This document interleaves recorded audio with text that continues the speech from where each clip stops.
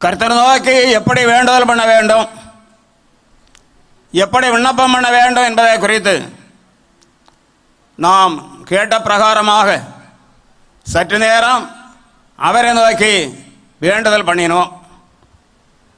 அதன் மூலமாக கர்த்தர் விசேஷமான ஆசீர்வாதங்களையும் கட்டளையிட்டார் என்பதை நாம் விசுவாசிக்கிறோம்.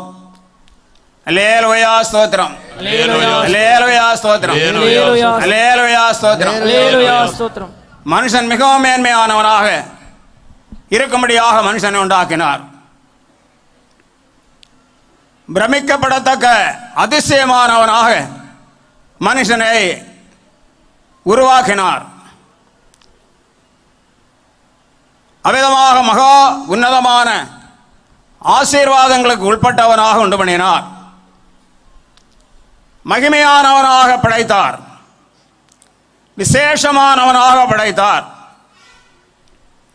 சகல பாக்கியங்களுக்கும் உட்பட்டவனாக அவனை படைத்து ஏற்படுத்தினார். எக்காலத்திலேயும் அவருடைய மகிமையினால் நிறைந்து காணப்படும்படியாக அவர் சித்தமுடையவராக அவ்விதமான பாக்கியங்களை மனுஷர்களுக்கு கொடுத்திருந்தார். தேவதூதரிலும் சற்று சிறியவனாக மனுஷனை படைத்தார். அவருடைய சொந்த பிள்ளையாக அவர் வைத்திருந்தார்.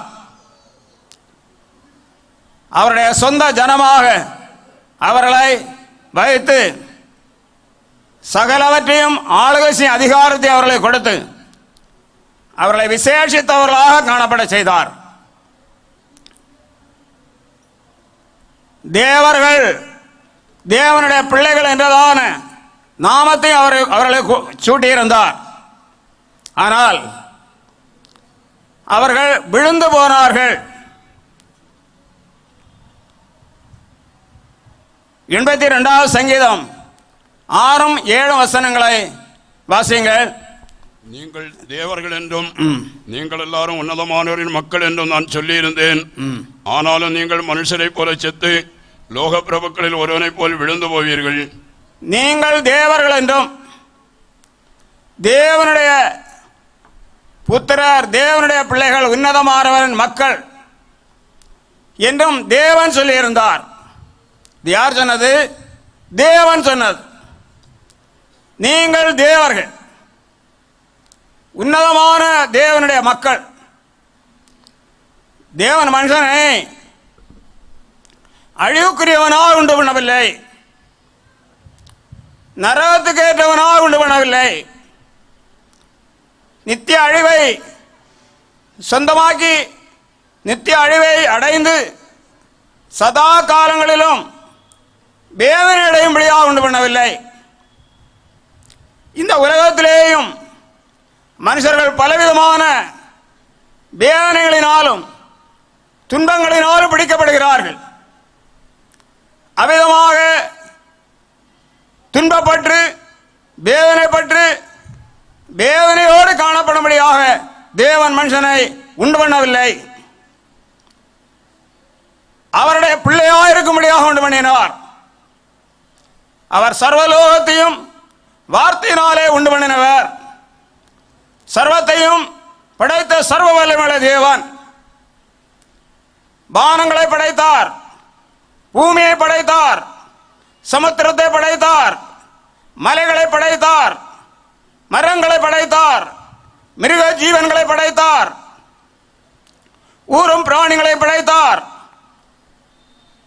நீர் வாழும் ஜந்துக்களை படைத்தார், ஏராளமான மச்சங்களை உண்டு பண்ணினார். கடல்லே சஞ்சரிக்கிறதான பெரிய மிருகம் போன்றதான அவைகள் எல்லாவற்றையும் உண்டு பண்ணினார். சூரியனை உண்டு பண்ணினார், சந்திரனை உண்டு பண்ணினார், நட்சத்திரங்களை உண்டு பண்ணினார்.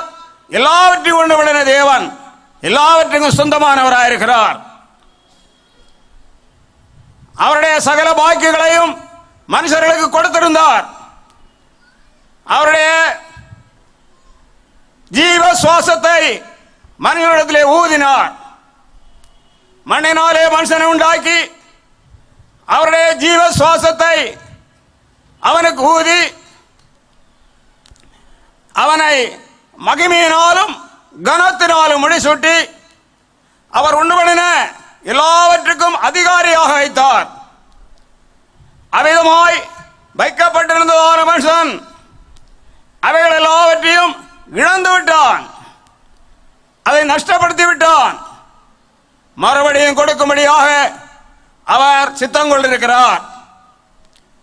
அதற்காக இந்த உலகத்தில் வந்தார், பாடுபட்டார். மறுபடியும் அந்த ஆசீர்வாதங்களை அவர்கள் பெற்றுக்கொள்ளும்படியான தகுதியை ஆயத்தப்படுத்தினார். அவரை விட்டு அகன்று பாவம் செய்து அவரால் கொடுக்கப்பட்ட எல்லா பாக்கியங்களையும் இழந்து போன மனுஷனுக்கு இழந்து போன பாக்கியங்களை கொடுக்க வேண்டுமானால் அவன் இழந்து போன, அவரை விட்டு அகன்று போன அந்த நிலைமையிலிருந்து விடுதலை பெற வேண்டும், அவரிடமாக கடந்து செல்ல வேண்டும். அதற்காக எல்லா பாக்கியங்களை அருளி விசேஷமான பாக்கியத்துக்குள் படுத்தும்படியாக அவர் இந்த உலகத்திலே வந்து அவர் அந்த பாக்கியங்கள் எல்லாவற்றையும் ஆயத்தப்படுத்தி இருக்கிறார். அவைகளை பெற்றுக்கொள்ளும்படியாக அறிவிக்கிறார். மனுஷன் இழந்து போனதான எல்லா பாக்கியங்களையும் மறுபடியும் கொடுக்க விரும்புகிறார். அவராலே கொடுக்கப்பட்டிருந்த பாக்கியங்களை இழந்து போனதினால் மனுஷனுக்கு சமாதானம் இல்லை, சஞ்சலம், பலவிதமான நோய்கள், பிசாசினால் பிடிக்கப்பட்டு சமாதானக்கேடு அடைந்து தங்களுடைய வாழ்க்கையை வெறுத்து மரணத்தை எதிர்பார்த்து நான் எதற்காக இந்த உலகத்திலே பிறந்தேன், நான் எதற்காக ஒரு மனுஷன் என்று பிறந்தேன், எதற்காக ஒரு மனுஷன் என்று நான் காணப்படுகிறேன் என்று ஏராளமான ஜனங்கள் தவித்துக் கொண்டிருக்கிறார்கள். அப்படி தவித்துக் கொண்டிருக்கும்படியாக ஆண்டவர் மனுஷனை உண்டு பண்ணவில்லை. அவர்களை சந்தோஷத்தினால் நிறைத்து, மகிழ்ச்சியினால் நிறைத்து, ஆனந்தத்தினாலே நிறைத்து வைத்திருந்தார். அவைகளை எல்லாவற்றையும் இழந்து என்ன செய்தார்கள்? அவரை விட்டு தூரம் போய்விட்டார்கள். அவ்விதமாய் இழந்து போன சகல பாக்கியங்களையும் அருளும்படியாக அவர் இந்த உலகத்திலே வந்தது மட்டுமல்ல, பாடுபட்டது மட்டுமல்ல, ஜீவனை கொடுத்தது மட்டுமல்ல, அவருடைய சுவிசேஷத்தை அறிவித்துக் கொண்டிருக்கிறார். இந்த ஆவிக்குரிய கன்வென்ஷன் எதற்காக தேவனுடைய தீர்மானத்தின்படி இங்கே ஆயத்தமாக்கப்பட்டது? நினைத்திரா பிரகாரமாக தேவனே எல்லா காரியங்களையும் விசேஷமாக நடப்பித்திருக்கிறார். 7 மக்கள் அவர்கள் எவ்வளவோ உற்சாகத்தோடு பணங்களை செலவழித்து இதற்கு ஏற்றதான எல்லா ஏற்பாடுகளையும் செய்தார்கள். இதன் மூலமாக அவர்களையும் தேவன் ஆசீர்வதிப்பார் என்றதான நம்பிக்கையும் எதிர்பார்ப்பு உடையவர்களாக இருக்கிறார்கள். இந்த ஆவிக்குரிய கன்வென்ஷன் மூலமாக அவர்கள் மட்டுமல்ல, இந்த தேசத்திலே காணப்படுகிறதான ஜனங்களும், இந்த வார்த்தைகளை கேட்கிறதான ஜனங்களும், இந்த ஆவிக்குரிய கன்வென்ஷனை குறித்து கேள்விப்படுகிறதான ஜனங்களும் எல்லோரும் ஆசீர்வதிக்கப்பட வேண்டும், ஆசீர்வாதத்தினால் நிறைக்கப்பட்டவர்களாய் காணப்பட வேண்டும். அதுவே தேவனுடைய திருவுளச்சித்தமாக இருக்கிறது. இழந்து போன எல்லா பாக்கியங்களை பெற்றுக்கொள்ள வேண்டும். அவைகளை கேட்கும்படியாக சொல்லுகிறார். கேளுங்கள், தேடுங்கள், தட்டுங்கள் என்று சொல்லி இருக்கிறார். மத்தேயு எழுதின சுவிசேஷம் 7வது அதிகாரம் 7-8 வசனங்களை வாசியுங்கள். கேளுங்கள், அப்பொழுது உங்களுக்கு கொடுக்கப்படும். தேடுங்கள், அப்பொழுது கண்டடைவீர்கள். தட்டுங்கள், அப்பொழுது உங்களுக்கு திறக்கப்படும். ஏனென்றால் கேட்கிறவன் எவனும் பெற்றுக் கொள்கிறான், தேடுகிறவன் கண்டடைகிறான், தட்டுகிறவனுக்கு திறக்கப்படும். கேளுங்கள், தேடுங்கள், தட்டுங்கள். இணைகளதான இந்த சுவிசேஷத்தின் பிரசங்க வாக்கியம் தான். கேளுங்கள், தேடுங்கள், தட்டுங்கள். இந்த 3 வார்த்தைகளும் ஒரே அர்த்தம் உள்ளதாக இருக்கிறது. இருக்கிறது. முக்கியமாக மனிதன் இழந்து போறதான ஆசீர்வாதங்களை தேட வேண்டும். மனிதன் எப்படிப்பட்டவனாக இருந்தான்? தேவனுக்கு சொந்தமானவனாக இருந்தான், தேவனை உடையவனாக இருந்தான். தேவனாலே சிருஷ்டிக்கப்பட்டு அவருடைய ஜீவ சுவாசம் ஊதப்பட்டு ஜீவாத்மாவாக இருந்தான். தேவனுக்குள்ளே இருந்த ஆத்மா மனிதனுக்குள்ளே வந்து விட்டது. எவ்வளவு பாக்கியம்! அவன் எவ்வளவு பாக்கியமுடையவனாக மாறிவிட்டான், ஜீவாத்மாவாக மாறிவிட்டான். அவன் மாண்டு போகும்படியாக அப்படி அவர் உண்டு பண்ணவில்லை, செத்து போகும்படியாக அப்படி அவனை உண்டு பண்ணவில்லை. அவன் என்றைக்கு அவரோடு உயிரோடு இருக்க வேண்டும், என்றைக்கும் அவருடைய பிள்ளையா இருக்க வேண்டும், என்றைக்கும் அவருடையவனாக இருக்க வேண்டும், என்றைக்கு அவரோடு வாழ்ந்திருக்க வேண்டும், என்றைக்கும் அவரோடு கூட பிழைத்திருக்க வேண்டும். அப்படியானால் மனுஷனுக்கு அவர் கொடுத்திருந்த பாக்கியம் எவ்வளவு மேன்மையானது! இதை மனுஷன் அறியாதிருக்கிறான். இதை குறித்ததான் அறிவில்லாதவனாக மனுஷன் பாவம் செய்து பொல்லாத கிரியைகளை நடப்பித்து தேவனுக்கு விரோதமாய் காணப்பட்டு தேவனை விட்டு அகற்றி போய்கொண்டே இருக்கிறான். தேவன் யார் என்று கேட்கிறான். தேவன் ஒருவர் இருக்கிறாரா?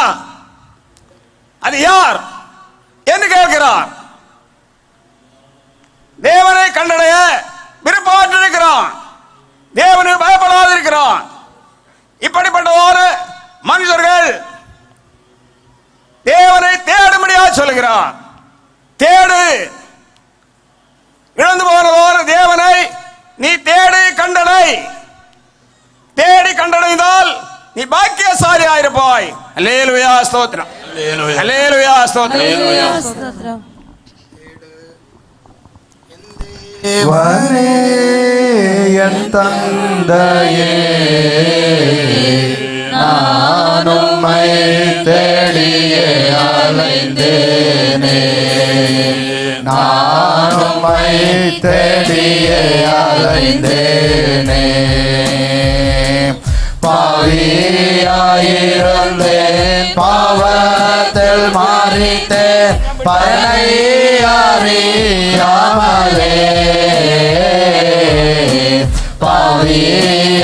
பாவியாயிருந்தேன், பாவத்தில் மாறித்தேன், பரனை அறியாமலே. மரணத்தின் வழியில் மதிகட்டு நடந்தேன், மரணத்தின் வழியில் மதிகட்டு நடந்தேன். மன்னவாவுமையோ தேட செய்தீரே, மன்னவாவுமையோ தேட செய்தீரே. என் தேவனே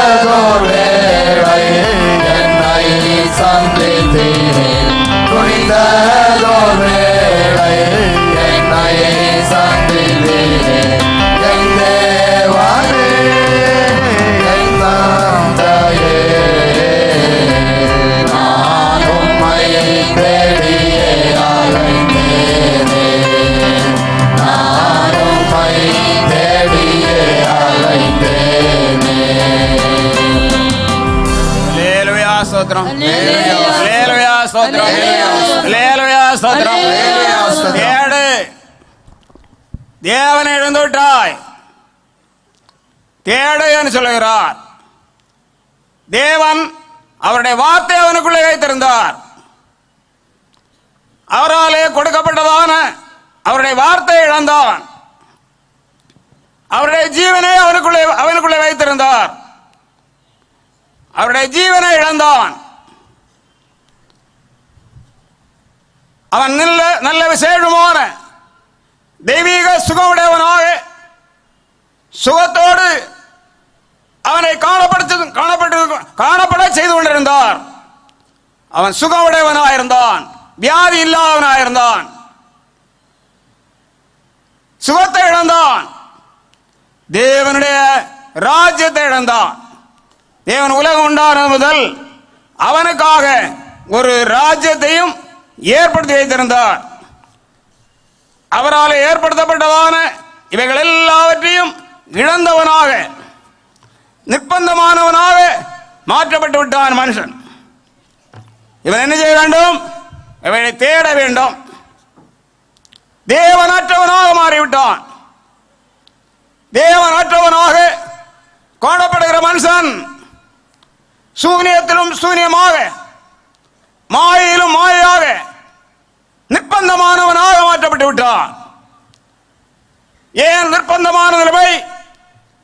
ஏன் பலவிதமான வேதனைகள்? ஏன் பயங்கரமான சமாதான கேடு? ஏன் பலவிதமான கஷ்டங்கள்? தங்களால் தாங்கக்கூடாத சமாதான கேடுகளும் சஞ்சலங்களும் நிர்பந்தமான நிலைமையும் ஏன் ஏற்பட்டது? தேவனற்று காணப்படுகிறதுனாலே. தேவனை இழந்து பிசாசை தனக்கு சொந்தமாக்கி கொண்டான். அப்படி காணப்படுகிறதான மனுஷன் தேவனை தேடி கண்டடையும் போது அவன் இழந்து போனதான சகல பாக்கியங்களுக்கும் உட்பட்டவனாக மாறிவிடுகிறான். எரேமியா தீர்க்கதரிசியின் புத்தகம் 2வது அதிகாரம் 13வது வசனத்தை வாசியுங்கள். 2 தீமைகளை செய்தார்கள். என் ஜனங்கள் 2 தீமைகளை செய்தார்கள். ஜீவ தண்ணீர் ஊற்றாகிய என்னை விட்டு விட்டார்கள். தண்ணீர் நிற்காத தொட்டிகளாகிய வெடிப்புள்ள தொட்டிகளை தங்களுக்கு வெட்டி கொண்டார்கள். என் ஜனங்கள் 2 தீமைகளை செய்தார்கள். ஜீவ தண்ணீர் ஊற்றாகிய என்னை விட்டு விட்டார்கள். தண்ணீர் நிற்காத தொட்டிகளாகிய வெடிப்புள்ள தொட்டிகளை தங்களுக்கு வெட்டி கொண்டார்கள். ஜீவனுள்ள ஊற்றாகிய என்னை விட்டு விட்டார்கள்.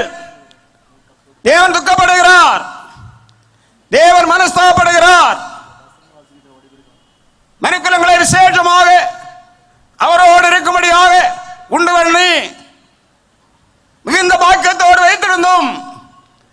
அவர்கள் என்னை விட்டு விட்டார்கள். என்னாலே கொடுக்கப்பட்ட பாக்கியங்களை இழந்து விட்டார்கள் என்று தேவன் வருத்தப்படுகிறார். மனிதனை உண்டு பண்ணினது அவருடைய இருதயத்துக்கு விசனமாக இருக்கிறது. வேதனைப்படுகிறார். அவரை விட்டுவிட்டது மட்டுமல்ல, சாத்தோரை தங்களுக்கு சொந்தமாக எடுத்துக்கொண்டார். அவரை விட்டுக்கொண்டு பிசாசை தனக்கு சொந்தமாக்கி கொண்டார். நீங்கள் உங்கள் பிதாவாகிய பிசாசினால் உண்டானவர்கள் என்று ஆண்டவராய் இயேசு சொல்லி இருக்கிறார். ஏன்? தேவன் உண்டு பண்ணின மனுஷன், தேவனால் படைக்கப்பட்ட மனுஷன், தேவனுடைய பிள்ளை என்று ஆதியிலே பெயர் பெற்றிருந்தார் மனுஷன் எப்படி மாறினான்? பிசாசுக்குடையவனாய் மாறிவிட்டான். யோவான் சுவிசேஷம் 8வது அதிகாரம் 44வது வசனத்தை வாசியுங்கள். நீங்கள் உங்கள் பிதாவாகிய பிசாசானவனால் உண்டானவர்கள், உங்கள் பிதாவினுடைய இச்சைகளின்படி செய்ய மனதாய் இருக்கிறீர்கள். அவன் ஆதி முதற்கொண்டு மனுஷ கொலைபாதகனாய் இருக்கிறான். சத்தியம் அவனிடத்தில் இல்லாதபடியால் அவன் சத்தியத்திலே நிலைநிற்கவில்லை. அவன் பொய்யனும் பொய்க்கு பிதாவுமாய் இருக்கிறபடியால் அவன் பொய் பேசும்போது தன் சொந்தத்தில் எடுத்து பேசுகிறான். அவன் பொய்யனாயிருக்கிறான். அவன் கொலைபாதகனாயிருக்கிறான். மனுஷனுக்கு சத்ருவாயிருக்கிறான். தேவனுக்கும் மனுஷனுக்கும் சத்ருவாயிருக்கிறான். அவனை எடுத்துக்கொண்டார்கள். அவனுடைய வார்த்தை எடுத்துக்கொண்டார்கள்.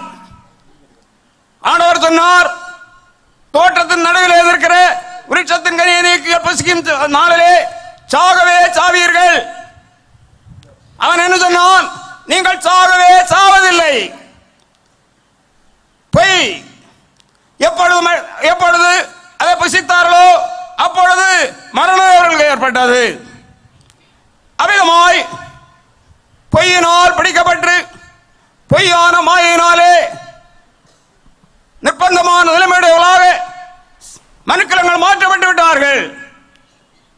பொல்லாத பாவங்களாலும் அக்கிரமங்களினாலும் நிறைக்கப்பட்டவர்களாக மாற்றப்பட்டார்கள். இந்த பாவத்தினாலே அவர்களுக்கு இருந்ததான ஆத்மீக ஜீவன் அழிந்தது, ஆத்மீகம் மரித்தது. பாவம் என்ன செய்தது? அவரை கொன்று போட்டது. அவர்களை, அந்த ஜனங்களை கொன்று போட்டது. பொய்யான மாயையை பற்றிக் கொள்கிறதான ஜனங்கள் தங்களுக்கு வரும் கிருபையை போக்கடிக்கிறார்கள். பொய்யான மாயையை பற்றிக் கொண்டார்கள். மாயானவர்களாக மாறிவிட்டார்கள். நிர்பந்தமானவர்களாக மாறிவிட்டார்கள். பரிதவிக்கப்படுத்தவர்களாக மாறிவிட்டார்கள். மகா பரிதாபத்தை அடைந்து விட்டார்கள். ஆத்மீக மரணம் அடைந்தார்கள். தெய்வீக ஜீவனை இழந்து விட்டார்கள்.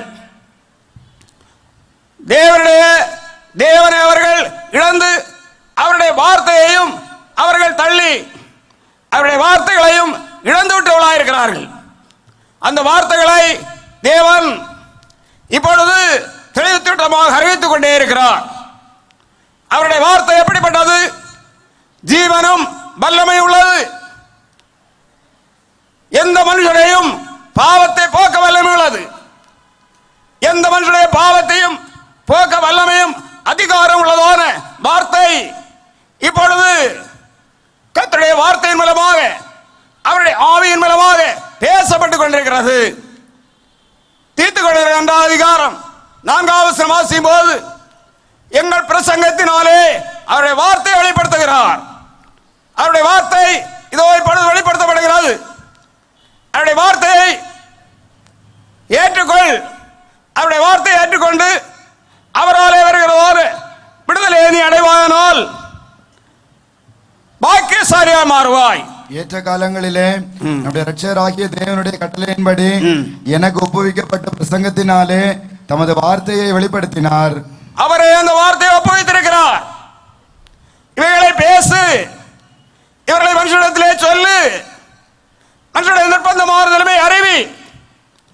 மனுஷர்கள் சாத்தானுடைய வார்த்தையை எடுத்துக்கொண்டு சாத்தானுக்கு ஏற்றவர்களாக வாழுகிறார்கள். மகா நிர்பந்தமான நிலைமையோடு காணப்படுகிறார்கள். பாவம் செய்கிறார்கள். பாவிகளாய் மாறி இருக்கிறார்கள். நேற்று தினத்திலே பாவத்தை குறித்து தேவாவியானவர் திட்டவட்டமாக பேசினார். பாவம் செய்கிறார்கள். பாவிகளாக மாறிவிட்டார்கள். பாவிகளாக அசுத்தர்களாக மாறிவிட்டார்கள். பொல்லாத காரியங்களிலே அவர்கள் ஈடுபடுகிறார்கள். பொல்லாத கிரியைக்காரர்களாக காணப்படுகிறார்கள். நீதிமொழிகள் 24ஆம் அதிகாரம் 9ஆம் வசனத்தை வாசிங்கள். தீய நோக்கம் பாவமாம். தீய நோக்கமுடையவர்களாக இருக்கிறார்கள். எப்பொழுது தீமை செய்ய வேண்டும், எங்கே எந்த வீட்டிலே குதிக்கலாம், எவருடைய பொருளை எடுக்கலாம், யாரை உரிந்து கொள்ளலாம், என்னென்ன காரியங்களை செய்யலாம், எந்த அசுத்தத்தை செய்யலாம் என்று அவர்கள் ஒரே நோக்கத்தோடு காணப்படுகிறார்கள். அந்த நோக்கமே பாவம். அந்த நினைவே அவர்கள் பாவமாக முடிந்திருக்கிறது. பாவம் என்ன செய்கிறது? மனுஷரை கொல்லும். பாவக்கிரியைகள் மனுஷரை கொல்லுகிறது. பாவம் அவர்களை தொலைக்கிறது. பாவம் அவர்களை அழிக்கிறது. பாவம் என்றால் எவைகளெல்லாம் என்று நேற்றத்திலே கொஞ்சம் கவனித்தோம். இன்னும் அநேக பாவங்கள், இன்னும் ஏராளமான பாவங்கள். அவைகளை விவரமாக சொல்ல சமயம் போதாது. மனுஷர்கள் எல்லாரும் அறிந்திருக்கிறார்கள். பாவம் எப்படி செய்கிறோம், எப்பொழுது செய்கிறோம், எப்பொழுது சமயம் கிடைக்கும், எப்பொழுது தருணம் கிடைக்கும், நாம் பாவம் செய்யலாம் என்று எதிர்பார்த்து கொண்டே இருக்கிறார்கள். பாவம் தேவனுக்கு விரோதமானது. தேவனுக்கு ஒரு பகை. தேவனை துக்கப்படுத்துகிறது. தேவனை விட்டு இவர்களை அகலச் செய்திருக்கிறது. சாத்தானோடு இவர்களை ஐக்கியப்படுத்தி வைத்திருக்கிறது. 1 யோவான் 3 அதிகாரம் 8வது வசனம் என்ன சொல்கிறது? பாவம் செய்கிறவன் பிசாசினால் உண்டாயிருக்கிறான். பிசாசினால் உண்டாயிருக்கிறான். ஏனெனில் பிசாசானவன் ஆதி முதல் பாவம் செய்கிறான். பிசாசனுடைய கிரியைகளை அழிக்கும்படிக்கு தேவனுடைய குமாரன் வெளிப்பட்டார். பாவம் செய்கிறவன் பிசாசின் மகன். தேவனுடைய மகனாய் இருந்தவரை அவன் பாவத்து நிமித்தம் தனக்கு மகனாக்கி கொண்டான். தன்னுடைய இஷ்டம் செய்கிறான். இந்த பிசாசுடைய இஷ்டம் தான் பாவம். அவன் அசுத்தன், அவன் பொல்லாதவன், அவன் அருவருப்பானவன், அவன் கேவலமானவன், தேவனுக்கு விரோதி, மனுஷர்களுக்கும் விரோதி, மனுஷ கொலைபாதகன். நீங்கள் உங்கள் பிதாவாகிய பிசாசானவனால் உண்டாயிருக்கிறீர்கள். அவன் ஆதி முதல் பாவம் செய்கிறான். அவன் மனுஷ கொலைபாதகனாயிருக்கிறான். அவன் பொய்யனும் பொய்க்கு பிதாவாயிருக்கிறான். பொய் சொல்லும் போது சொந்தத்தில் எடுத்து பேசுகிறான். அப்படியே ஆதியிலே பேசினான்.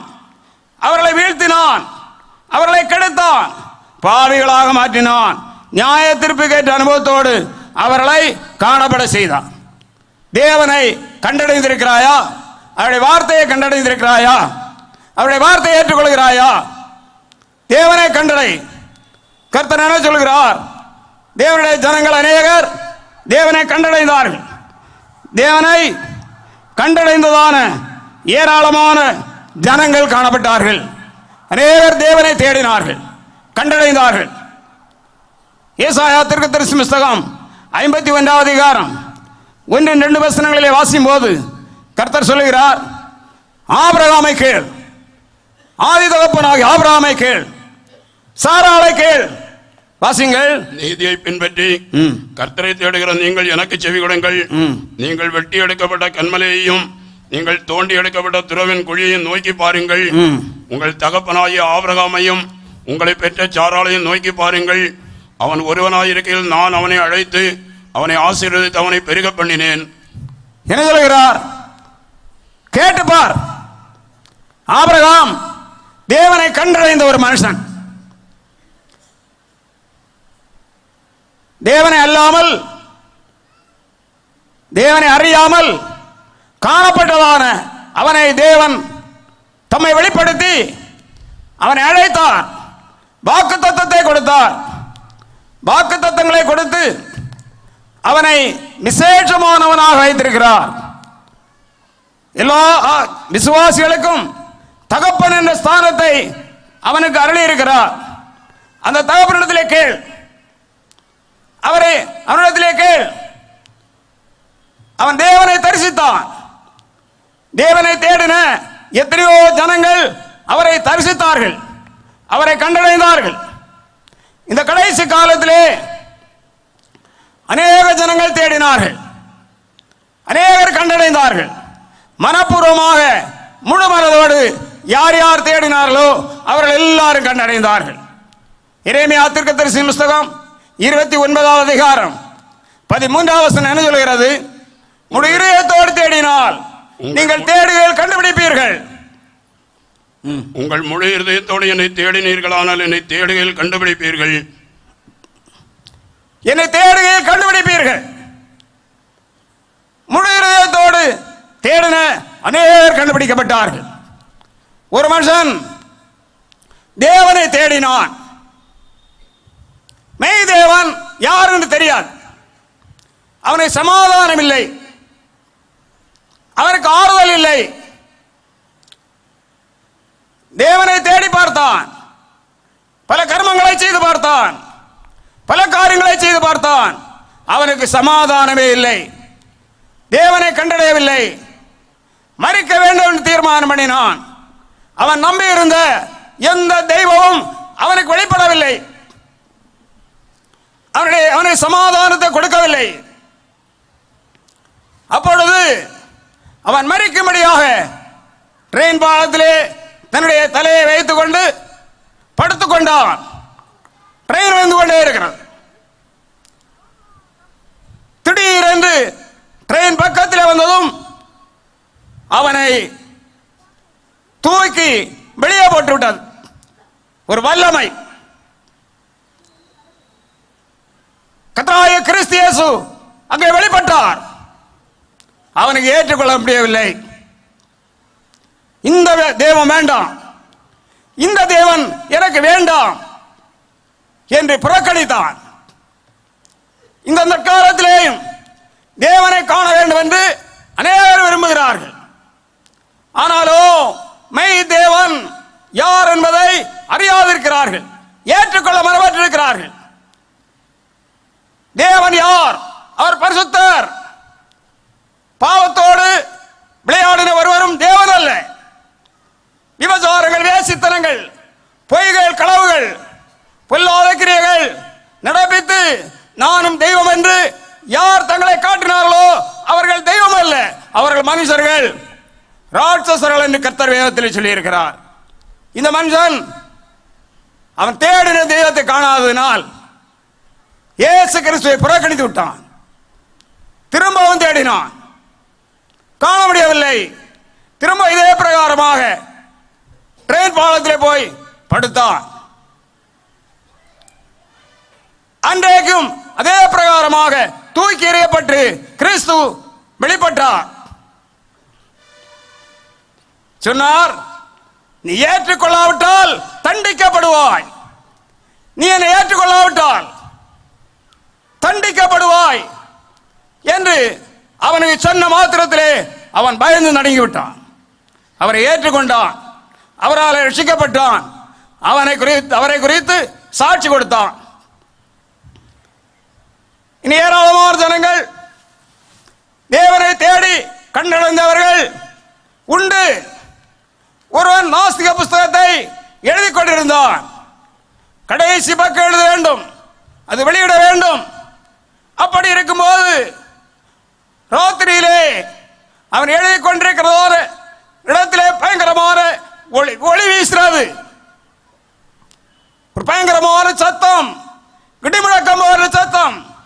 இதோ நான் இருக்கிறேன், நான் இருக்கிறேன். அவன் நடுங்கினான், விரைத்தான். இயேசு வெளிப்பட்டார், அவரை விசுவாசித்தான். அந்த புஸ்தகத்தை அப்படியே கிழித்து தள்ளினான். அவன் இயேசு கிறிஸ்துவை விசுவாசித்து அவருக்கு சாட்சியாக மாறி அவருக்கு ஊழியம் செய்து கர்த்தருக்குள் நித்திரை அடைந்திருக்கிறான். அல்லேலூயா ஸ்தோத்திரம், அல்லேலூயா ஸ்தோத்திரம்.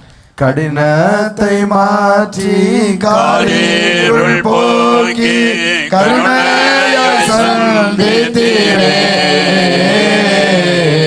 கடினத்தை மாற்றி காரிருள் போக்கி கருணையால் சந்தித்தீரே. வல்லமையை காண்பித்து வல்லமையால் நிறைத்து, வல்லமையை காண்பித்து வல்லமையால் நிறைத்து, உம்மை காண்பிக்க சித்தம் கொண்டீரே. உம்மை காண்பிக்க சித்தம் கொண்டீரே. என் தேவனே, என் தந்தையே, நான் உம்மை தேடியே அலைந்தேனே. நான் உம்மை தேடியே அலைந்தேனே. சிலுவையில் தாங்கி சிலுவையில் மாண்ட காட்சி அளித்தீரே. சிலுவையில் தாங்கி சிலுவையில் மாண்ட காட்சி அளித்தீரே. பாவத்தை போக்கி சாபத்தை நீக்கி, பாவத்தை போக்கி சாபத்தை நீக்கி, என்னை ரட்சித்து ஏற்றுக் கொண்டீரே. என்னை ரட்சித்து ஏற்றுக் கொண்டீரே. என் தேவனே, என் தந்தையே, நான் உம்மை தேடியே அலைந்தேனே. நான் உம்மை தேடியே அலைந்தேனே. தரிசனம் தந்து தரிசிக்க செய்து தரணியில் அடியானை. தரிசனம் தந்து தரிசிக்க செய்து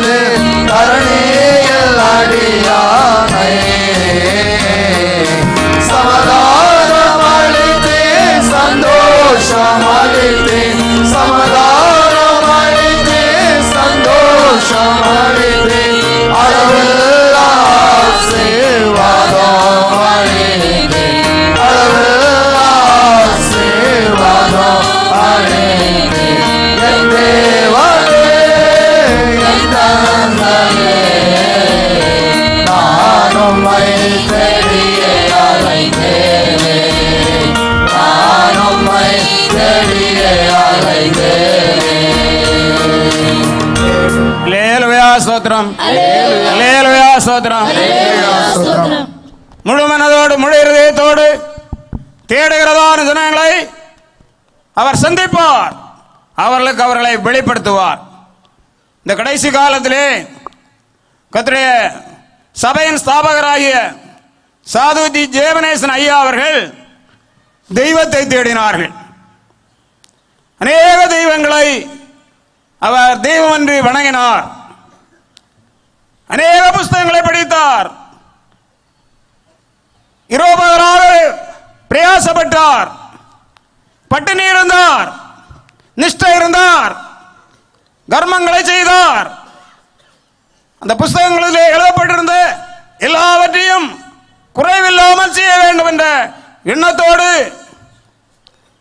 அப்படியே செய்து கொண்டிருந்தார். தேவன் ஒருவர் உண்டு என்று தேடினார். தேவனை காணவில்லை, சமாதானம் இல்லை. தேவனற்ற வாழ்க்கை சூன்யம், தேவனற்ற வாழ்க்கை ஒன்றுமில்லை. தேவனற்ற அனுபவத்தோடு இருந்தால் பிரயோஜனம் இல்லை என்று உணர்ந்தார்கள். அதனாலே இனி இந்த உலகத்தில் இருக்க வேண்டாம். தேவனை விட்டுவிட்டார், தேவனை தள்ளிவிட்டார். தேவனுக்கு நான் வேண்டாம், இனி இந்த உலகம் எனக்கு வேண்டாம், இந்த வாழ்க்கை எனக்கு வேண்டாம் என்று வாழ்க்கையை முடிக்கும்படியாக கழுத்திலே கயிறு போட்டு மரத்தின் மேலிருந்து குதிக்க ஆரம்பித்த வேளையிலே ஆண்டவராய் இயேசு அவரை சந்தித்தார். அவருடைய வல்லமை அனுப்பினார். அதற்கப்புறமாக சிலுவையில் அறையப்பட்டவராக தரிசனம் அளித்தார். நானே உன் தேவன், நானே தேவன், வேறு ஒருவர் இல்லை. என்னை விசுவாசி, உன்னுடைய பாவத்திற்காக அடிக்கப்பட்டேன், அதற்காக நொறுக்கப்பட்டேன், என்னை விசுவாசித்து ஏற்றுக்கொள் என்று சிலுவையிலே இருந்து கொண்டு அன்போடு பேசினார். ஏற்றுக்கொண்டார்கள். அன்று முதல் என்னுடைய பாவம் எவ்வளவு பயங்கரம், நான் வருகிறோமாக என்ன பேசினேன், கிறிஸ்தவர்களை வெறுத்தேன், இந்த பாவங்கள் எல்லாம் என மன்னிக்கப்படுமா என்று கண்ணீர் விட்டார். அழுது கொண்டே இருந்தார். இருதயம் நொறுங்கி அழுதார். கண்ணீரோடு விண்ணப்பம் பண்ணினார். கர்த்தர் எல்லா பாவங்களை நீக்கினார், ரட்சித்தார். அவருடைய சாட்சியாக மாற்றினார். அவருடைய சாட்சியாக மாற்றினார். சாட்சியாக காணப்பட்டார்கள். அநேக வருஷம் கர்த்தருக்கு என்று பாடுபட்டுக் கொண்டே இருந்தார்கள். கர்த்தருடைய நாமத்திலே மனுஷர்கள் தேவனை அறிய வேண்டும். மெய் கிறிஸ்துவாகிய மெய் தேவனாகிய கிறிஸ்து அறிய வேண்டும். அவரே தேவன். நான் அறியாமல் எவ்வளவு கஷ்டப்பட்டேன், எவ்வளவு வேதனைப்பட்டேன், எவ்வளவு பிரயாசப்பட்டேன். ஜனங்கள் எல்லாரும் மெய் தேவனை அறிந்தால் தாங்கள் இழந்து போன எல்லா பாக்கியங்களை அடைவார்களே. ஜனங்கள் எல்லாரும் மெய் தேவனை அறிய வேண்டும் என்று கண்ணீர் விட்டுக் கொண்டே இருந்தார்கள். அநேக வருஷங்கள் சாப்பாடு நிறுத்தி வைத்துக் கொண்டு விண்ணப்பம் பண்ணினார்கள். உபவாசத்தோடு வேண்டுதல் பண்ணினார்கள். கர்த்தர் அநேக வாக்கு தத்தங்களை கொடுத்தார். கர்த்தருடைய சபை அவர்கள் மூலமாக இந்த ஆதி பெந்தெகோஸ்தே சபை, சத்திய சபை, ஆதி பெந்தெகோஸ்தே சத்திய சபை ஆகிய இந்த சபை மலைவிலே அவராலே எழுப்பப்பட்டது. கர்த்தருக்குள் ஏற்ற காலத்திலே கர்த்தருக்காக பாடுபட்டு தம்முடைய ஜீவனையே நமக்காக இயேசு கிறிஸ்து நாமத்திலே அப்படியே வைத்துக் கொண்டு போயிருக்கிறார். இப்பொழுது பரதீசிலே இளைப்பாறி கொண்டிருக்கிறார். நம்மோடு பேசிக் கொண்டிருக்கிறார். அவரை விசுவாசிக்கிறாயா? அவரை ஏற்றுக்கொள்ள விரும்புகிறாயா? எந்த மனுஷனானாலும் அவரை ஏற்றுக்கொண்டால் பாக்கியசாலியாக இருப்பான்.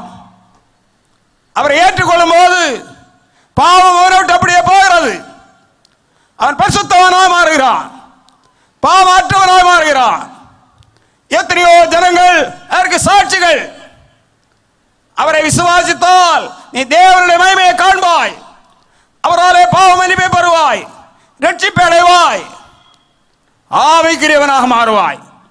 ரட்சிக்கப்படாவிட்டால், அவரை ஏற்றுக்கொள்ளாவிட்டால் வைக்கப்பட்டிருக்கிற தண்டனை என்ன? மகா கொடிய நரகாக்கினை. நரகத்தின் வேதனை மகா பயங்கரம், நரகத்தின் வேதனை மகா கொடியது. ஆகினால் இன்றைக்கு அவரை ஏற்றுக்கொண்டு சகல பாவத்திலிருந்தும் விடுதலை அடைந்து கொள்ள ஜாக்கிரதைப்படுங்கள்.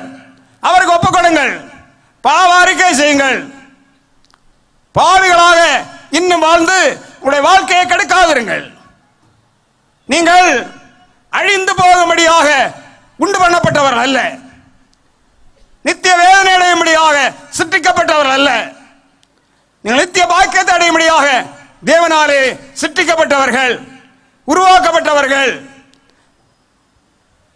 அதை இழந்து போன போது மறுபடியும் உங்களை அந்த பாக்கியத்துக்குள்ளாக்கும்படியாக அவர் இந்த உலகத்திலே வெளிப்பட்டார், பாடுபட்டார், ஜீவனை கொடுத்தார், ரட்சிப்பை உண்டாக்கினார், பரிசுத்தாவின் அபிஷேகத்தை ஆயத்தப்படுத்தி இருக்கிறார், பரிசுத்தமாய் வாழும் அனுபவத்தை உண்டு பண்ணி வைத்திருக்கிறார்.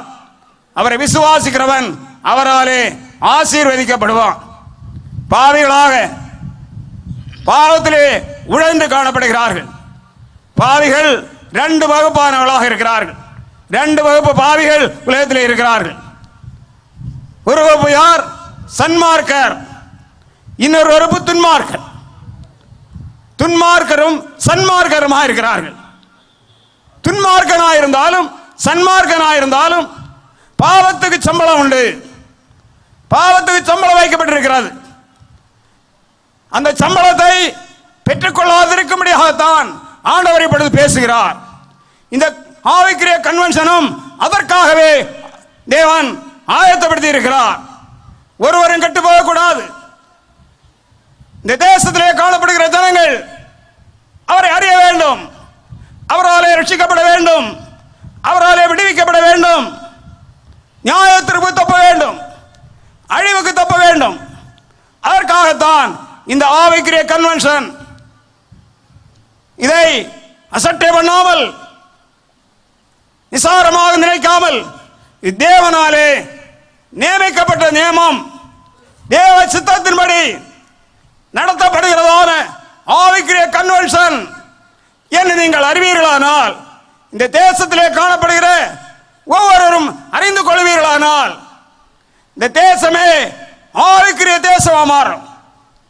தேவனுடைய ஜனங்களாய் மாறுவீர்கள், தேவனுடைய பிள்ளைகளாய் மாறுவீர்கள், எல்லா பாக்கியங்களை அடைந்து கொள்வீர்கள், அவருடைய ஆசீர்வாதங்களினாலே நிறைக்கப்படுவீர்கள். இல்லாவிட்டால் இன்னும் பாவிகளாக காணப்படுவீர்களானால் நியாயத்திற்கு மகா நிச்சயமானது என்பதை அறிந்து கொள்ளுங்கள். தேவன் சொல்லுகிற வார்த்தை மாற்றமில்லாதது. அவர் எதை சொல்லுகிறாரோ அது மாற்றமில்லாத வார்த்தை. அவர் எத்தனையோ வார்த்தை சொல்லி இருக்கிறார். இவ்வளவு காரியங்கள் இந்த சத்திய வேதத்திலே அறிவித்திருக்கிறார். அவைகள் அங்கங்க பேசப்படுகிறது, சுவிசேஷம் பேசப்படுகிறது. அவைகள் எல்லாம் நிறைவேற்றப்பட்டுக் கொண்டிருக்கிறது. அநேகம் நிறைவேற்றப்பட்டது, இனி நிறைவேற வேண்டியது இருக்கிறது. அதற்கு மாற்றமே இல்லை. அவருடைய வார்த்தையை குறித்து சந்தேகப்படுகிறார்கள், ஏதோ நிசாரமாக நினைக்கிறார்கள். நாங்கள் வேற வேலை இல்லாமல் இங்கே வந்ததல்ல. ஒருவராவது கெட்டு போக கூடாது என்று தேவன் விரும்புகிற விருப்பத்தை மனுஷர்களுக்கு தெரிவிக்க வேண்டும். தெரியாமல் நியாயம் தீர்க்கப்படக்கூடாது. தெரிந்து அதிலிருந்து விடுதலை பெற வேண்டும். அதற்காகவே கர்த்தருடைய நாமத்தினாலே நாங்களும் இந்த வேஷத்தை கட்டிக்கொண்டு இந்த வார்த்தைகளை கர்த்தருடைய வார்த்தைகளை உங்களுக்கு அறிவிக்கிறோம். கர்த்தருடைய வார்த்தைகளை உங்களோடு பேசுகிறோம். இவைகள் மாற்றமில்லாத வார்த்தை என்பதை நாம் யாவரும் உணர்ந்து கொள்வோமானால் இன்று முதல் அவருக்கு பிரியமாக ஜீவிக்க ஆரம்பிப்போம். பிரசங்கியின் புத்தகம் 3ஆம் அதிகாரம் 17ஆம் வசனம் என்ன சொல்கிறது? சகல எண்ணங்களையும் சகல செய்கைகளையும் நியாயம் தீர்க்கும் காலம் இனி இருக்கிறபடியால் சன்மார்க்கனையும் துன்மார்க்கனையும் தேவன் நியாய தீர்ப்பார் என்று என் உள்ளத்தில் எண்ணினேன். சன்மார்க்கனையும் துன்மார்க்கனையும் நியாயம் தீர்ப்பார். சன்மார்க்கன் யார்? பாவத்தை வெளிப்படையாய் செய்யாதவன், எல்லாருக்கும் நல்ல பிள்ளை. வெளிப்படையாய் செய்யாமல் எல்லாருக்கும் நல்ல பிள்ளை என்ற ஒரு பட்டத்தை பெற்றுக் கொண்டவனாயிருக்கிறான். ஆனாலும் அவனுக்குள்ள இருக்கிற என்ன? சாத்தானுடைய வகை, சாத்தானுடைய வகையாகிய பாவம். அவருக்கு நிச்சயமாக நியாய தீர்ப்பு உண்டு. துன்மார்க்கன் பாவி என்று எல்லோரும் தெரியத்தக்க விதமாக பாவம் செய்கிறான், எல்லாருக்கும் தெரிகிறது. அவன் நியாயம் தீர்க்கப்படுகிறான். சன்மார்க்கன் நியாயம் தீர்க்கப்படுகிறான். எசேக்கியேல் தீர்க்கதரிசி புத்தகம் 21வது அதிகாரம் 3வது வசனம் முதல் 5வது வசனம் நம்முடைய வாசிங்கள். இஸ்ரவேல் தேசத்தை நோக்கி கர்த்தராகிய ஆண்டவர் உரைக்கிறது என்னவென்றால், இதோ நான் உனக்கு விரோதமாக வந்து என் பட்டயத்தை அதன் உரையில் இருந்து உருவி உன்னில் சன்மார்க்கனையும் துன்மார்க்கனையும் சங்காரம் பண்ணுவேன். சன்மார்க்கனையும் துன்மார்க்கனையும் சங்காரம் பண்ணுவேன். நான் உன்னில் சன்மார்க்கனையும் துன்மார்க்கனையும் சங்காரம் பண்ண போகிறபடியினால் தெற்கு துவக்கி வடக்கு மட்டுமல்ல எல்லா மாம்சத்துக்கும் விரோதமாய் என் பட்டயம் அதன் உரையிலிருந்து புறப்படும். அப்பொழுது கர்த்தராகிய நான் என் பட்டயத்தை அதன் உரையிலிருந்து உருவினேன் என்பதை எல்லா மாம்சமும் அறியும். அது இனி உரைக்குள் திரும்புவதில்லை. எல்லா மாம்சமும் அறியும். நியாயத்தீர்ப்பு நாளிலே எல்லாரும் அதை அறிவார்கள். நியாயாதிபதி வெள்ளை சிங்காசனத்திலே வீற்றிருப்பார். மரித்தோராகிய யாவரும் சிறியோரும் பெரியோரும் சேர்க்கப்படுவார்கள். அவரை காணும்போது அலறுவார்கள், ஓடுவார்கள், ஓலமிடுவார்கள், ஐயோ என்று சொல்வார்கள். ஆனால் தப்பித்துக் கொள்ள முடியாது. இது கிருபையின் காலம், இரக்கத்தின் காலம். தேவன் நீதியுள்ள நியாயாதிபதி என்று வசனம் சொல்லுகிறது. நாள்தோறும் பாவியின் மேல் சினம் கொள்ளுகிறவர் என்று வசனம் சொல்லுகிறது. அவர் நீதியுள்ள நியாயாதிபதி ஆயிருக்கிறார். நீதியாய் நியாயம் தீர்ப்பார். அவருக்கு என்ன நீதி? அவர் எல்லாவற்றையும் சொல்லி காண்பித்து எல்லாவற்றையும் அவர்கள் அறிவித்து விட்டு கீழ்ப்படியாதவர்களை நியாயம் தீர்ப்பார். நான் அறியவில்லை, நான் கேட்கவில்லை, எனக்கு தெரியாது என்று ஒருவரும் சொல்ல முடியாது.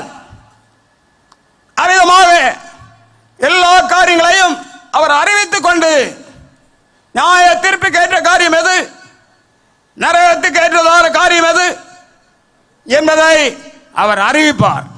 அறிவித்துக் கொண்டு அவர் கடைசியாக நியாயம் தீர்க்க வருவார். ஒருவரும் அதை மறைக்க முடியாது, அதை மறைக்க முடியாது. அவர் மகா பயங்கரமான நியாயாதிபதியாக வரப்போகிறார். ஆகையினாலே அவராலே பாவ மன்னிப்பை ரட்சிப்பை அடைந்து ஆவிக்குரியவர்களாக ஜீவிக்கும்படியாக தங்களை உணர்ந்து கொள்ளுகிறதான ஜனங்கள் அவராலே விடுவிக்கப்படுவார்கள், நியாய தீர்ப்புக்கு தப்புவார்கள். நியாயாதிபதி இதோ வாசற்படியிலே நிற்கிறார் என்று வசனம் சொல்லுகிறது. தேவனுடைய ஜனங்கள் இதை அறிந்து மனம் திரும்பினார்கள். மனம் திரும்பு, தேவனை தேடு, அவருடைய வார்த்தையை தேடு, அவருடைய ஜீவனை தேடு, அவருடைய வார்த்தையை தேடி அவருடைய வார்த்தையின்படி ஜீவிக்க நீ என்னை ஒப்பு கொடுப்பாயானால் அவருடைய ஜீவன் உனக்கு அருளப்படும். அவருடைய ஜீவனால் நீ நிறைக்கப்படுவாய். அவருடைய ஜீவனை நீ அடைந்து நித்திய ஜீவனோடு தேவனோடு விட சதா காலங்களிலும் ஆளுகை அனுபவத்தை அடைந்து கொள்வாய். தேவன் ஜீவனை கொடுக்க, ஜீவனால் நிறைக்க விரும்புகிறார். அவருடைய சுகத்தை தேடு. அவர் சுகம் கொடுக்கிறவராக இருக்கிறார். எந்த ரோகத்திலிருந்தும் அவர் விடுவிக்கிற தேவனாக காணப்படுகிறார். அவர் விடுதலை அளிக்க வல்லமை உடையவராக இருக்கிறார். ஏராளமான ஜனங்கள் அவராலே சுகத்தை தேடினார்கள். சுகத்தை தேடினவர்கள் அவராலே சுகம் பெற்றார்கள். ஏசாயா தீர்க்கதரிசி புத்தகம் 38வது அதிகாரம் 1வது வசனம் முதல் 5வது வசனம் வாசிக்கும் போது எசேக்கியேல் ராஜா வியாதிப்பட்டிருந்த போது அவரை நோக்கி வேண்டுதல் பண்ணினான், சுகத்தை அவரிடத்திலே தேடினான், அவன் சுகத்தை பெற்றுக் கொண்டான். வாசியுங்கள். அந்நாட்களில் எசேக்கியா வியாதிப்பட்டு மரணத்துக்கு ஏதுவாயிருந்தான். அப்பொழுது ஆமோத்சன் குமாரனாகிய ஏசாயா என்னும் தீர்க்கதரிசி அவனிடத்தில் வந்து அவனை நோக்கி, நீர் உமது வீட்டு காரியத்தை ஒழுங்குபடுத்தும், நீர் பிழைக்க மாட்டீர், மரித்து போவீர் என்று கர்த்தர் சொல்லுகிறார் என்றான். கர்த்தரே சொன்னார், நீ பிழைக்க மாட்டாய், நீ மரித்து போவாய் என்று தீர்க்கதரிசியை கொண்டு சொன்னார். அப்பொழுது எசேக்கியா தன் முகத்தை சுவர்புறமாக திருப்பி அப்பொழுது எசேக்கியா தன்னுடைய முகத்தை சுவர்புறமாக திருப்பி கர்த்தரை நோக்கி, கர்த்தாவே, நான் உமக்கு முன்பாக உண்மை மன உத்தமமாய் நடந்து உமது பார்வைக்கு நலமானதை செய்தேன் என்பதை நினைத்தருளும் என்று விண்ணப்பம் பண்ணி எசேக்கியா மிகவும் அழுதான். விண்ணப்பம் பண்ணி அவன் மிகவும் அழுதான். அடுத்த பாகம். அப்பொழுது ஏசாயாவுக்கு உண்டான கர்த்தருடைய வார்த்தையாவது, நீ போய் எசேக்கியாவை நோக்கி, உன் தகப்பனாகிய தாவீதின் தேவனாயிருக்கிற கர்த்தர் சொல்லுகிறது என்னவென்றால், உன் விண்ணப்பத்தை கேட்டேன், உன்னுடைய விண்ணப்பத்தை கேட்டேன், உன் கண்ணீரை கண்டேன், உன்னுடைய கண்ணீரை கண்டேன், இதோ உன் நாட்களுடைய 15 வருஷம் கூட்டுவேன், உன்னுடைய நாட்களோட 15 வருஷம் கூட்டுவேன் என்று சொன்னார். உன்னுடைய நாட்களோட 15 வருஷம் கூட்டி தருவேன். ஆயுசை கூட்டி கொடுக்க அவர்தான் வல்லமையுடையவர். நோய்கள் வியாதிகள் வந்த உடனே அங்கங்க ஓடுகிறார்கள். ஆண்டவர் சுஸ்தமாக்குறதை விரும்பவில்லை, விசுவாசிக்கவில்லை, அதை நிசாரமாக நினைக்கிறார்கள். கர்த்தர் எத்தனையோ வியாதிஸ்தர்களை குணமாக்குகிறார். எசேக்கியா மிகவும் அழுதான். சுகம் கொடுத்த மட்டுமல்ல, 15 வருஷம் அவருடைய ஆயுசு நாட்களோடு கூடுதல் கொடுத்தார். ஏராளமான ஜனங்கள் சுஸ்தமாக்கப்படுகிறார்கள்.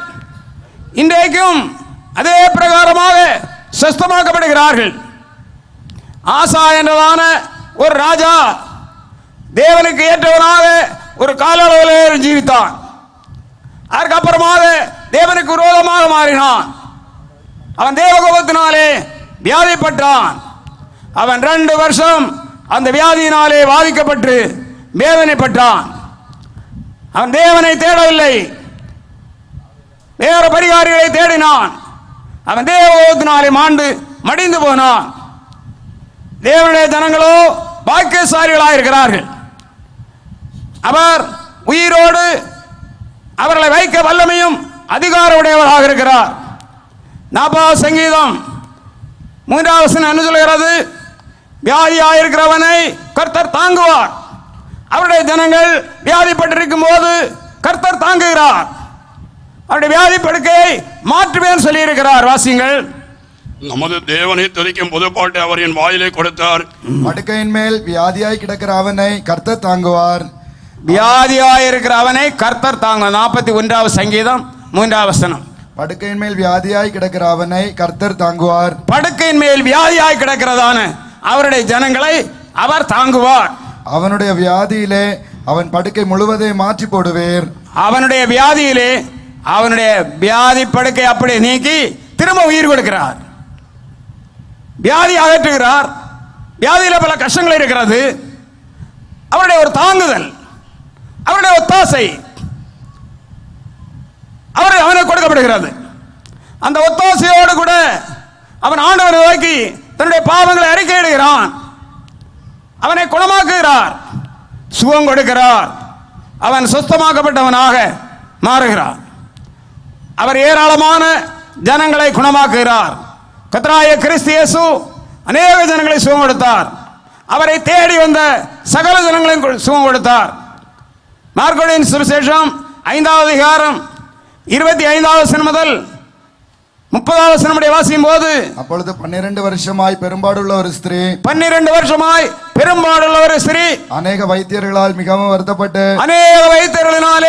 மிகவும் வருத்தப்பட்டு எனக்கு உண்டானவைகளை எல்லாம் செலவழித்து தன்னுடைய சொத்து எல்லாவற்றையும் செலவழித்து விட்டால் சற்றாயிலும் குணமடையாமல் சுகமாகவில்லை. அதிக வருத்தப்படுகிற பொழுது மிகுந்த வருத்தத்தோடு காணப்பட்டால் இயேசுவை குறித்து கேள்விப்பட்டு இயேசு கிறிஸ்துவை குறித்து கேள்விப்பட்டால் நான் அவருடைய வஸ்திரங்களை ஆகிலும் தொட்டால் சுஸ்தமாவேன் என்று சொல்லி ஓடினாள்.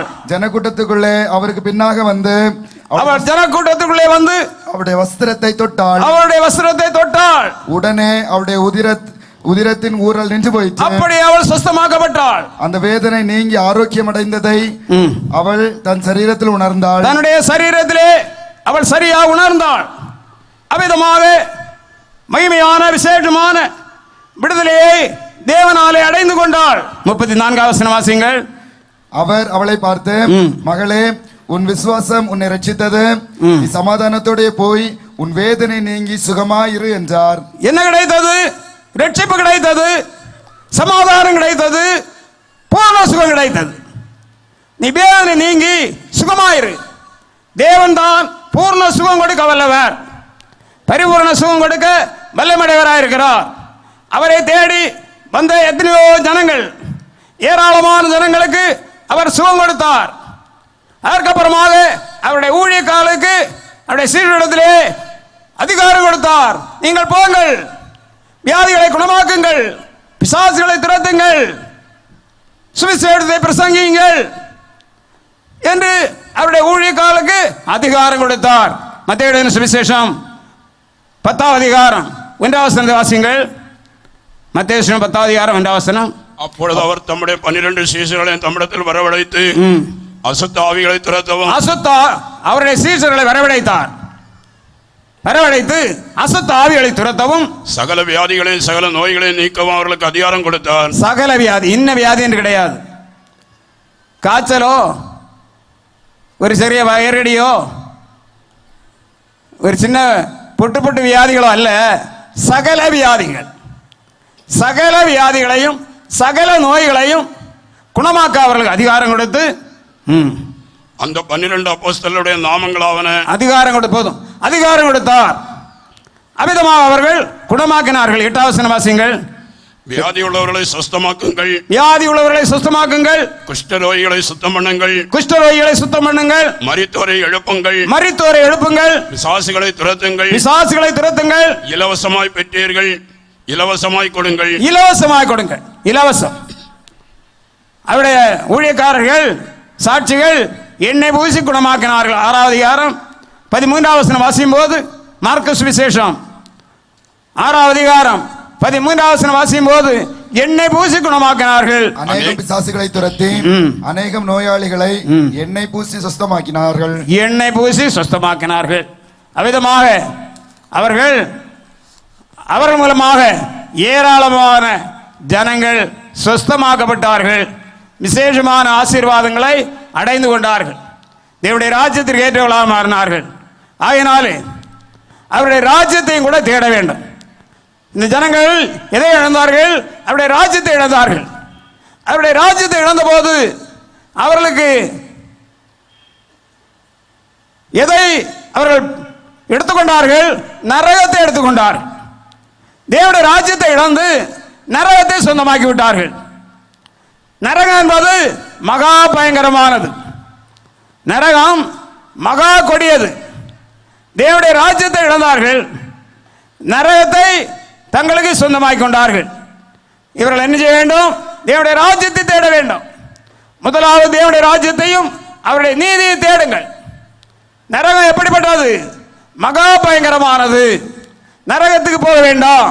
தேவனுடைய ராஜ்யம் இல்லை என்றால், தேவனுடைய ராஜ்யத்தை நீ தேடி சொந்தமாக்காவிட்டால் உனக்கு கிடைக்க போகிறது என்ன? நரகம். ஏசாயா தீர்க்கதரிசியின் புத்தகம் 14வது அதிகாரம் 12வது வசனம் சொல்கிறது, நரகத்தின் வேதனை எப்படிப்பட்டது? ஏசாயா 14வது அதிகாரம் 12வது வசனம். உன் ஆடம்பரமும் உன் வாத்தியங்களின் முழக்கமும் பாதாளத்தில் தள்ளுண்டு போயிற்று. புழுக்களே உன் படுக்கை, புழுக்களே உன்னுடைய படுக்கை, பூச்சிகளே உன் போர்வை. பூச்சிகளே உன் நரகத்தில் என்ன இருக்கிறது? சாகாத புழுவும் அவியாத அக்கினி இருக்கிறது. சுண்ணாம்பு போல நீட்டப்படுகிறார்கள். மார்க்கு 9வது அதிகாரம் 44வது வசனம் வாசிக்கும் போது, அவர்கள் புழு சாகாமலும் அவருடைய அக்கினி அவியாமல் இருக்கும். அங்கே அவர்கள் புழு சாவாமலும் அக்கினி அவியாமலும் இருக்கும். அக்கினி அவியாமலும் இருக்கும். மகா பயங்கரமான நிர்பந்தமான நிலைமை. அக்கினிக்குள்ளே போடப்படுவார்கள். வெளிப்படுத்தின 14வது அதிகாரம் 10வது வசனத்தை வாசிங்கள். அவன் தேவனுடைய கோபாக்கினியாகிய பாத்திரத்திலே கலப்பில்லாமல் வார்க்கப்பட்ட அவருடைய உக்கிரமாகிய மதுவை குடித்து பரிசுத்த தூதர்களுக்கு முன்பாக ஆட்டுக்குட்டியானவருக்கு முன்பாகவும் அக்னியினாலும் கந்தகத்தினாலும் வாதிக்கப்படுவான். அக்னியினாலும் கந்தகத்தினாலும் வாதிக்கப்படுவான். அவர்களுடைய வாதையின் புகை சதா காலங்களிலும் எழும்பும். அவர்களுடைய வாதையின் புகை சதா காலங்களில் எழும்பும்.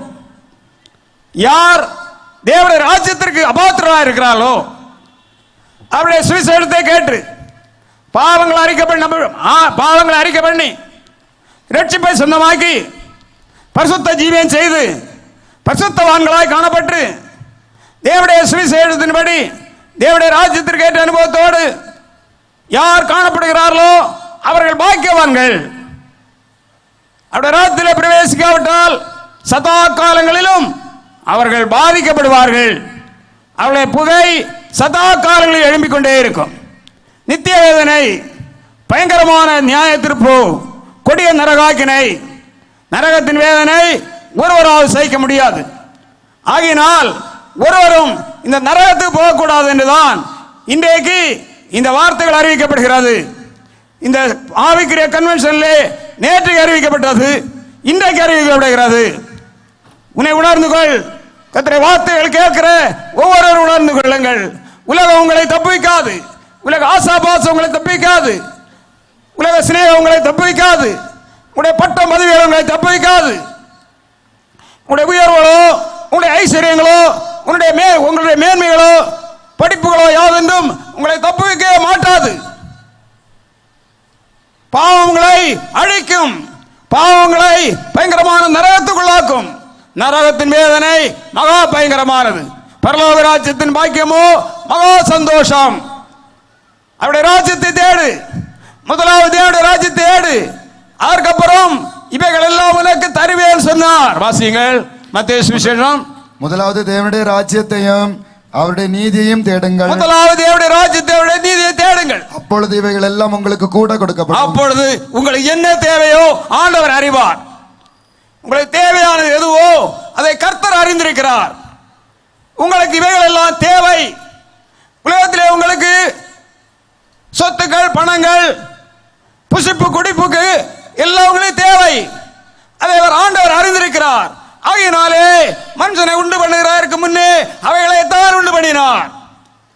உலகத்தை உண்டு பண்ணினார். உலகத்திலே காணப்படுகிற சகல வஸ்துக்களையும் விருட்சங்களையும் கறி வகைகளையும் மனுஷனுடைய புசிப்புக்கு அவசியமான எல்லாவற்றையும் அவர் உண்டு பண்ணி வைத்துக் கொண்டு கடைசியாகத்தான் மனுஷனை உண்டு பண்ணினார். அப்படியே உண்டு பண்ணி வைத்திருக்கிறார். அவருக்கு எல்லாம் தெரியும். அவர் உன்னை நடத்துவார், உன்னை வழி நடத்துவார். அவருடைய சித்தத்துக்கு ஒப்புக்கொடு. உன்னுடைய பாவத்தை இடத்திலே சொல், உன்னுடைய அக்கிரமத்தை இடத்திலே அறிவி. இனி பாவம் செய்ய மாட்டேன் என்று அவரிடத்தில் உடன்படிக்கை பண்ணு. உன்னுடைய பாவத்திற்காக அவர் உலகத்திலே வந்தார் அல்லவா? உன்னுடைய பாவத்திற்காக அவர் மரித்தார் அல்லவா? உன்னுடைய பாவத்திற்காக பயங்கரமான பாடுகளை அவர் அனுபவித்து மரித்து அடக்கம் பண்ணப்பட்டு மூன்றாம் நாள் உயிர் தெழுந்தார். இப்போ உயிரோடு இருக்கிறார், பரலோகத்தில் இருக்கிறார், அங்கே இருந்து பேசிக்கொண்டே இருக்கிறார். எபிரேயர் 12வது அதிகாரம் 24வது வசனம் என்ன சொல்கிறது? பேசுகிறவருக்கு செவி கொடுக்க மாட்டோம் என்று விலகாதபடி எச்சரிக்கையாயிருங்கள். புது உடன்படிக்கையின் மத்தியஸ்தராகிய இயேசுவினிடத்திற்கும் 24 பேசுகிறவருக்கு நீங்கள் செவி கொடுக்க மாட்டோம் என்று விலகாதபடி எச்சரிக்கையாயிருங்கள். பேசுகிறவருக்கு செவி கொடுக்க மாட்டோம் என்று விலகாதபடி எச்சரிக்கையாயிருங்கள். ஏனெனில் பூமியிலே பேசினவருக்கு செவி கொடுக்க மாட்டோம் என்று விலகினவர்கள் தப்பி போகாமல் இருக்கிற பரலோகத்தில் இருந்து பேசுகிறவரை நாம் விட்டு விலகினால் எப்படி தப்பி போவோம்? எபிரேயர் 12வது அதிகாரம் 25வது வசனம் மறுபடியும் வாசிங்கள். பேசுகிறவருக்கு நீங்கள் செவி கொடுக்க மாட்டோம் என்று விலகாதபடி எச்சரிக்கையாயிருங்கள். ஏனெனில் பூமியிலே பேசினவருக்கு செவி கொடுக்க மாட்டோம் என்று விலகினவர்கள் தப்பி போகாமல் இருக்க பரலோகத்தில் இருந்து பேசுகிறவரை நாம் விட்டு விலகினால் எப்படி தப்பி போவோம்? தப்பி போக முடியாது. ஆகையினால் ஆண்டவர் பேசுகிறார். தேவ ஆவியானவர் பரலோகத்திலிருந்து பேசுகிறார், உங்களோடு பேசுகிறார், எச்சரிக்கிறார். கர்த்தருடைய சாட்சிகளும் நீங்கள் இந்த ஆபத்துக்கு தப்ப வேண்டும் என்று பிரயாசப்படுகிறார்கள். கிறிஸ்துவன் சனாபதியாக ஐயா அவர்கள் இந்துவாக இருந்து பல பாடுகளை பட்டு அவராலே கர்த்தரை அறிந்து ரட்சிக்கப்பட்டார்கள். ஊழியம் ஆரம்பிக்கப்பட்டது. உபவாசம் இருந்தார்கள், கண்ணீர் விட்டு புலம்பினார்கள். ஜனங்கள் ரட்சிக்கப்பட வேண்டும் என்று தன்னுடைய ஜீவனை உரத்தார்கள், தன்னுடைய சுகம்பலம் எல்லாவற்றையும் உரத்தார்கள். புசிப்பு குடிப்பு எல்லாவற்றையும் மறுத்தார்கள். கடைசியாக தன்னுடைய இரத்தம் அங்கே சிந்தப்பட்டது. மலைவளையிலே ஒரு துஷ்டனால் குத்தப்பட்டு அவருடைய இரத்தம் அங்கே பாய்ந்தது. அதன் பலன் நம்ம எல்லாருக்கும் உரியதாக இருக்கிறது. அதனுடைய பலன் சாதாரணமானது அல்ல, ஏதோ நாம் நினைக்கிறபடி உள்ளதா அல்ல. அநேகர் நிசாரமாக நினைக்கலாம், ஏதோ ஒரு விதமாக நினைக்கலாம், தேவனுடைய வார்த்தையை புறக்கணிக்கலாம். அக்காலம் முதல் புறக்கணித்தவர்கள் ஒருவரும் தப்பவில்லை. நோவா பேசினதை புறக்கணித்தவன் தப்பினானா? லோத்து பேசினதை புறக்கணித்தவன் தப்பினானா? இல்லை. இப்பொழுது ஆவியானவர் பேசுகிறார், பரலோகத்திலிருந்து பேசுகிறார். தப்ப முடியாது. அதற்காக இரத்தங்கள் சிந்தப்பட்டது. இன்னும் அநேக பரிசுத்தவான்களுடைய இரத்தம் சிந்தப்பட்டது. அநேக பரிசுத்தவான்களுடைய இரத்தம் இன்றைக்கும் பேசிக்கொண்டே இருக்கிறது. ஆபேலுடைய இரத்தம் முதல் இன்றைக்கு சிந்தப்பட்ட ஒவ்வொரு இரத்தமும் உங்களோடு பேசிக் கொண்டிருக்கிறது. அதை நிச்சாரமாக நினைத்தால் ஆபத்து, பயங்கரமான ஆபத்து, அழிவு. நீங்கள் அதை ஏற்றுக்கொண்டால் உங்களுக்கு மகிமை, உங்களுக்கு விசேஷம், ஆசீர்வாதம், நன்மை, பரலோகம், நித்திய பாக்கியம், தேவனோட ஆலோசனை அனுபவம். அல்லேலூயா ஸ்தோத்திரம், அல்லேலூயா ஸ்தோத்திரம். பரலோகத்தில் என்ன இருக்கிறது? மிகுந்த சந்தோஷம், சந்தோஷத்தின் மேல் சந்தோஷம், மகிழ்ச்சியின் மேல் மகிழ்ச்சி. அங்கே பாடி துதித்து சந்தோஷம் அடைவார்கள். வெளிப்படுத்தின விசேஷம் 15வது அதிகாரம் 3வது என்ன சொல்கிறது? அவர்கள் தேவனுடைய ஊழியக்காரர்களாகிய மோசேயின் பாட்டையும் ஆட்டுக்குட்டியானவருடைய பாட்டையும் பாடி சர்வ வல்லமையுள்ள தேவனாகிய கர்த்தாவே, தேவரீருடைய கிரியைகள் மகத்துவமும் ஆச்சரியமுமானவைகள், பரிசுத்தவான்களின் ராஜாவே, தேவரீருடைய வழிகள் நீதியும் சத்தியமுமானவைகள்,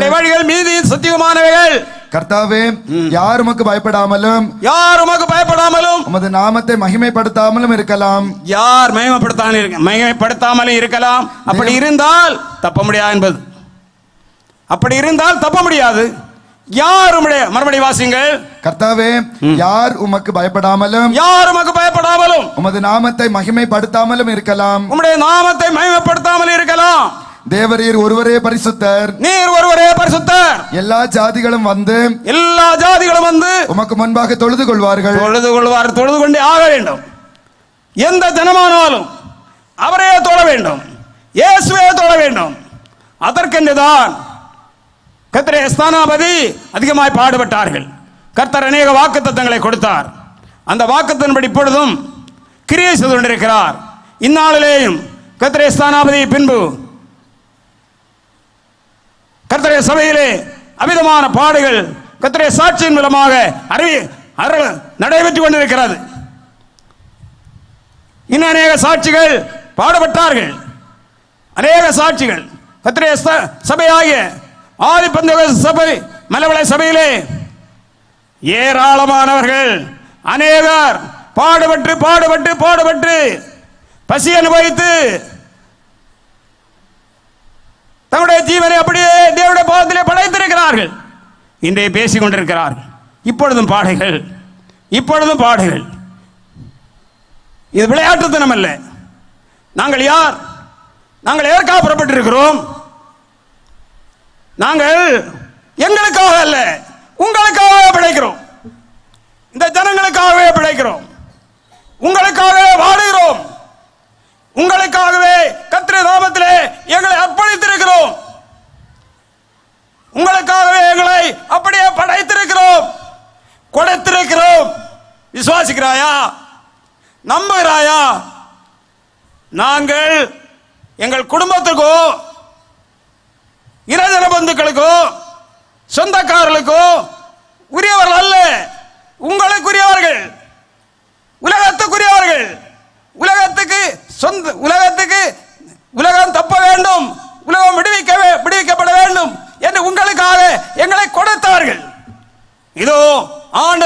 சந்திக்க விரும்புகிறார், உங்களை விடுவிக்க விரும்புகிறார், உங்களை ஆசீர்வதிக்க விரும்புகிறார், உங்களை ரட்சிக்க விரும்புகிறார், அவருடைய ராஜ்யத்திலே கொண்டு சேர்க்க விரும்புகிறார். அவரை விசுவாசிப்பீர்களா? அப்படியானால் இப்பொழுது அழகியோடும் புலம்பலோடும் முழு இருதயத்தோடும் கர்த்தரிடத்தில் திரும்புங்கள், பாவ அறிக்கை செய்யுங்கள், பாவங்களை அறிக்கையிடுங்கள், ஜெபம் பண்ணுங்கள். கர்த்தர் உங்களை சந்திப்பார், எந்த ரோகத்தையும் குணமாக்குவார். இன்றைக்கும் நோய் குணமாகிக் கொண்டிருக்கிறது. கர்த்தருடைய சபையிலே அநேகர் சுஸ்தமாக்கப்படுகிறார்கள்.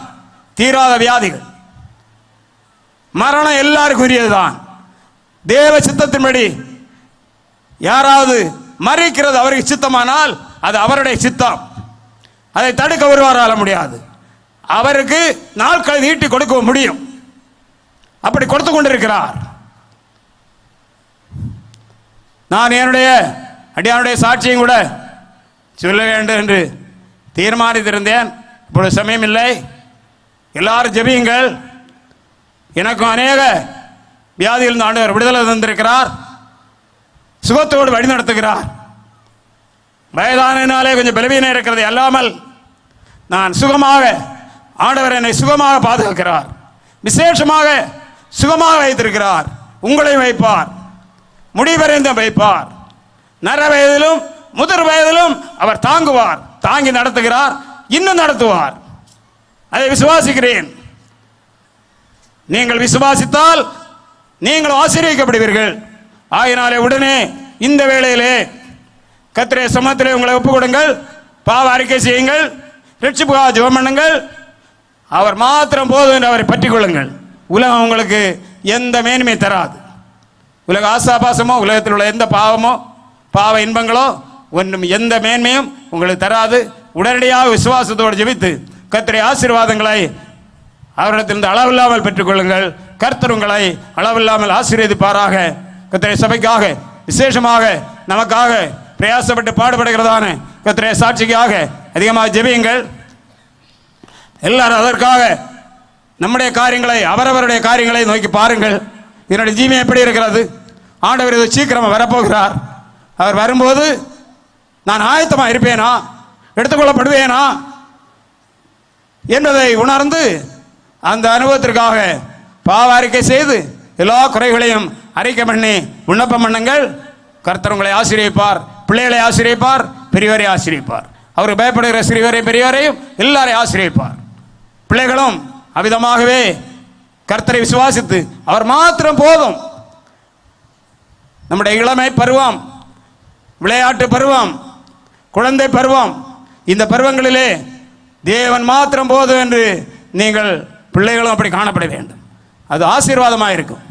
ஆகினாலே அவருடைய ராஜ்யத்திலே போய் சந்தோஷத்தோட மகிழ்ச்சியோடு அவரை பாடலாம், துதிக்கலாம். இந்த துதி இங்கே நமக்கு நாம் ஆராதிக்கிறதான அந்த ஆராதனை பரலோகத்திலே செய்யப்படுகிறவைகளின் ஆராதனையின் சாயலுக்கும் நிழலுக்கும் ஒத்ததான ஆராதனை. இங்கே இதே மாதிரி அங்கே போய் ஆராதிக்கலாம். அவரை முகமாக கண்டு ஆராதிக்கலாம்.